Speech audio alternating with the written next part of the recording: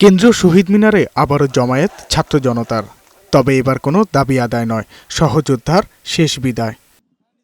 ৫ August Sheikh হাসিনার পতনের মধ্য দিয়ে যখন বিজয় নিশ্চিত, তখন উত্তরা পূর্ব থানার সামনে গুলিবিদ্ধ হন ১২ বছর বয়সী আরাফাত। বিভিন্ন হাসপাতাল ঘুরে পাঠানো হয় সিএমএইচে।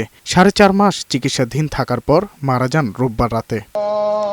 সোমবার বিকেল ৩টায় কেন্দ্রীয় শহীদ মিনারে আরাফাতের জানাজায় অংশ নেন প্রধান উপদেষ্টার প্রেস সচিব, বৈষম্য বিরোধী ছাত্র আন্দোলনের কেন্দ্রীয় সমন্বয়ক সহ সাধারণ মানুষ।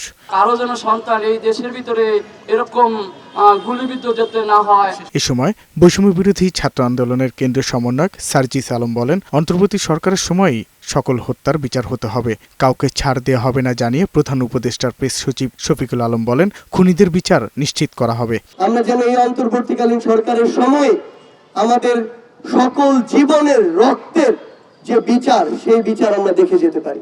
প্রত্যেকটা খুনির বিচার হবে, একটা আমার দেশ পত্রিকার সম্পাদক মাহমুদুর রহমান বলেন, সব ষড়যন্ত্র রুখে দিয়ে শহীদ পরিবারকে রাষ্ট্রীয় মর্যাদায় পুনর্বাসন করতে হবে। এখনো দিল্লি থেকে ষড়যন্ত্র চলছে, আপনারা জানেন।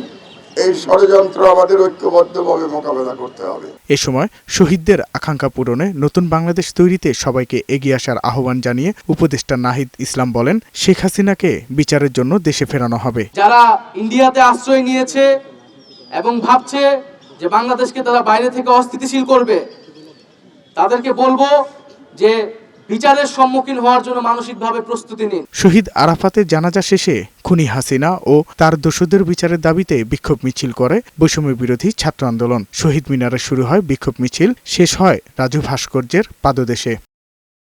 সাজ্জাদুর রহমান, বৈশাখী সংবাদ, ঢাকা।